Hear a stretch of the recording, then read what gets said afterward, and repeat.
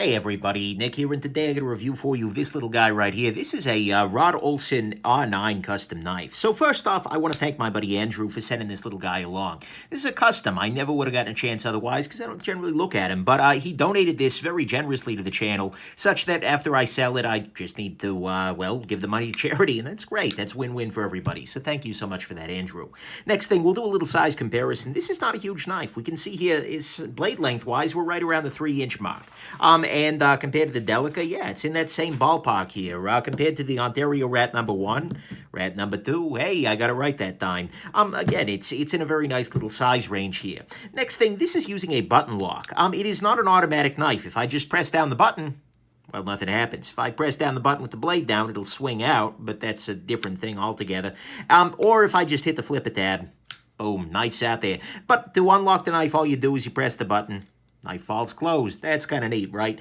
Button locks is something that, frankly, I'd like to see more of. They're just not that common, and they're pretty compelling. And then finally, Rod Olson, the maker on this guy, is a custom maker with many, many, many, many years of good work in his history. He's a maker who's been around damn near as long as I've been alive, and so I got to give credit there. And he's mostly focusing on higher end pieces, but this is one of his lower, maybe mid-range sort of pieces. So anyways, let's go ahead and jump into the good, the great, the bad, and the ugly.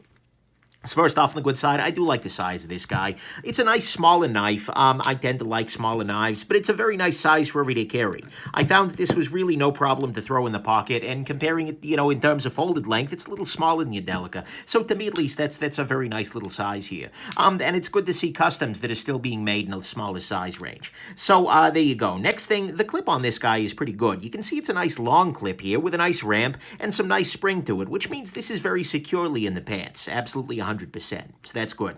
Next thing, this has a very thin hollow grind. I mean, if we look at this guy edge on, you can barely see the edge at all. And that's because the maker has done a very good job, grinding this very well, so it comes to a very acute edge. This knife, absolutely 100%, well, if I actually catch the freaking cloth, will cut. And that's very, very nice. I appreciate that. Next thing, this has some nice carbon fiber to it. It is real carbon fiber, even to the extent where you can see the little pits here and there that tend to come up. But it's beautiful, and it feels real. It feels like a real material, as opposed to the fake carbon fiber we so often see on the market these days. So that's nice. The maker's mark on this guy is nice, and it's nicely engraved here. You can see it's got a little bit of character to it. It's subtle. It's out of the way. It doesn't billboard the blade like crazy. So that's very, very nice. It's good.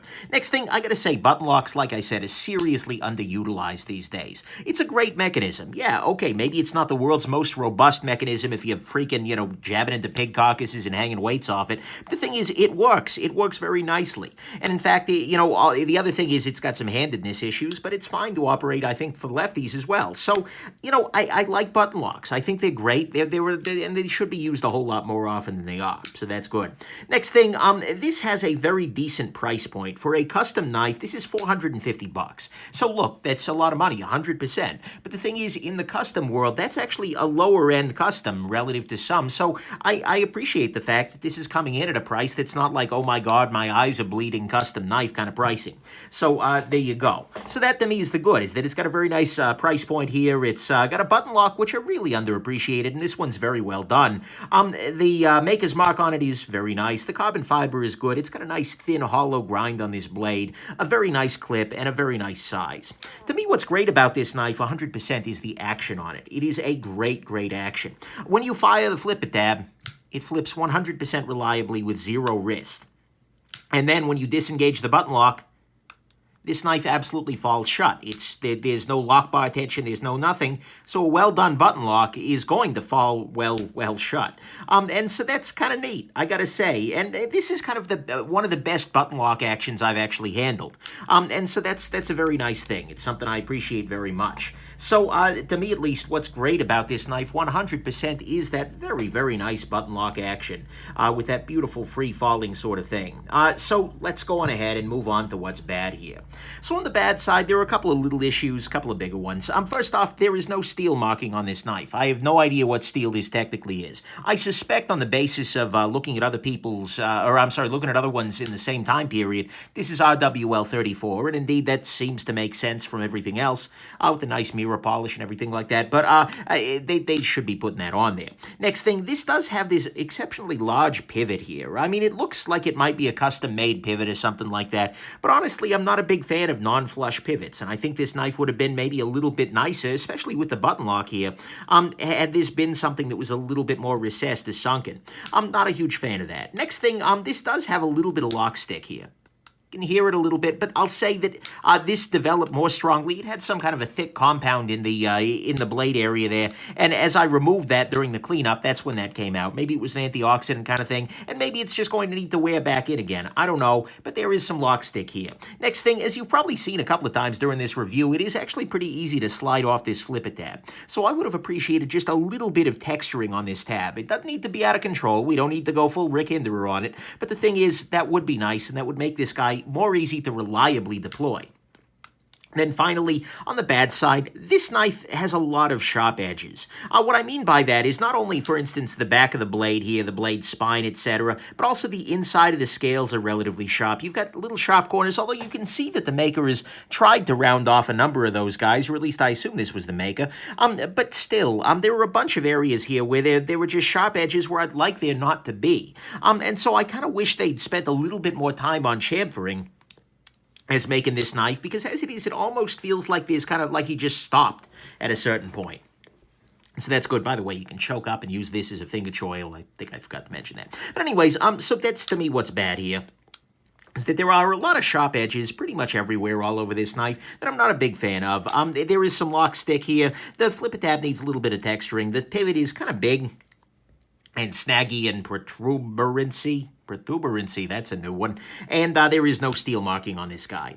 In terms of the ugly, there are only two issues here that I would consider ugly. The first one is this area right down here. So what you can see here is that he's put a hole in the heel of the blade here, but it's not actually a sharpening choil because it doesn't actually really hit the plunge grind. I mean, maybe the very corner of this hole comes out there, but he didn't go far enough in order to make this a sharpening choil. And so what you have here is just a random hole at the bottom of the blade here, and then a bad sharpening job because there's no sharpening choil. This to me is really, really ugly. I mean, had this been moved 2 millimeters that way, we would have had a great sharpening choil. I wouldn't be having this conversation, but that just strikes me as really unfortunate. I mean, had he just kind of kept going a little bit further here, this would have a great choil. I wouldn't be complaining, but why are you putting this in here? Is this decorative? What's going on here? And as a result, it's poorly sharpened at the heel of the blade. And then the other thing that's ugly, at least to me, and honestly kind of drives me nuts, is take a look at this choil on this side. I'm sorry, this swedge, that is. Take a look at the swedge. Where'd that swedge go? I don't know. This has an asymmetrical swedge.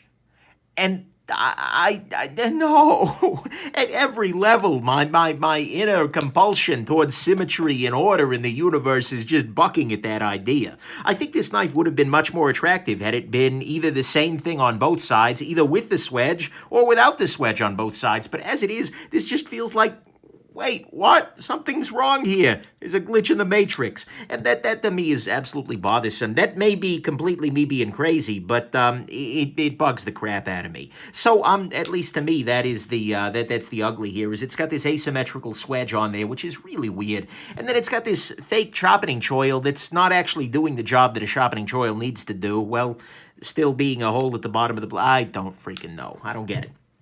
But anyways, that's the ugly. Let's talk about the final conclusion here, and that is that this is kind of an unusual knife in a lot of ways. This is a custom knife, which is pretty good in a lot of ways. I mean, it's a custom knife, but it's priced like a production knife. I hope I mentioned this earlier, but the price on this guy is $450. Yeah, I did, actually. That's right. But the thing is, that's a range in which you're buying a lot of higher-end production knives. Things like your Chris Reeve Shabazz area, what else are you buying? A lot of your Alamics come in that sort of that action. And the thing is, this is a very, very nice knife. I mean, it's got a very nice action, and it's got a lot of hand touches here, and it's an unusual piece. It's a custom maker by a well-known person.